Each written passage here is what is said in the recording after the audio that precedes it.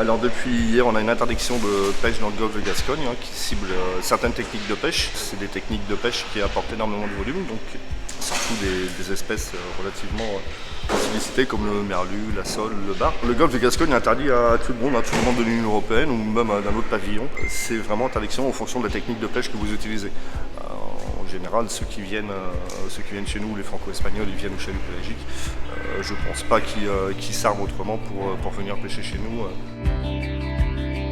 C'est surtout que ça devient plus compliqué pour nous d'acheter parce que la demande reste plus ou moins la même, avec un apport nettement moindre. Les prix flambent et on ne peut plus acheter les mêmes quantités parce qu'on ne sait pas si derrière ça va se vendre. Dès que les prix commencent à être multipliés par 2, par 3, là, ça devient complètement fou et ça freine l'achat pour nous. Pour les gros marailleurs, ça va être compliqué de faire du volume. Donc on est sur des très très petites criées ce matin.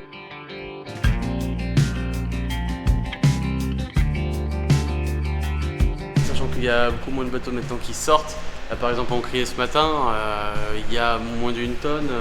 Il y a quasiment la moitié, les 15% c'est de l'arrêt, 20% c'est du congre, 20 autres % c'est de la sole, et le reste c'est du divers.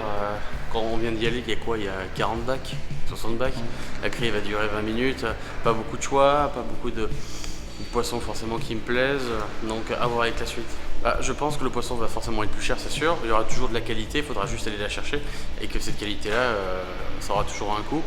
Mais que je ne me disperserai pas, je resterai sur une vision, c'est du beau, de la qualité, du petit bateau. On va aider et en soutien nos pêcheurs dans cette activité et dans cette période difficile. Donc on va les soutenir en valorisant leur travail. À voir dans combien de temps les indemnités vont arriver parce que il y a un pêcheur hier qui disait qu'il attendait toujours les indemnités de l'année dernière. C'est bien de faire des promesses, mais il faut les faire relativement vite quand même parce que derrière c'est un grand manque à gagner autant pour les marailleurs. Nous on peut réussir à se retourner si on arrive à faire un petit peu d'import ou autre en fonction des structures, mais pour le pêcheur, lui, il n'a rien du tout. Donc ils vont se baser sur ce qu'il avait fait l'année dernière, normalement à hauteur de 80-85% du chiffre d'affaires.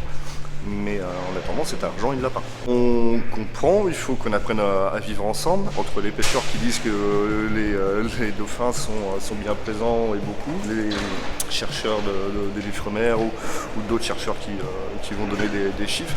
Pour moi, ça reste compliqué de quantifier une espèce on est sur un volume en 3D, ça représente une zone énorme en plus. Je le comprends, je le conçois.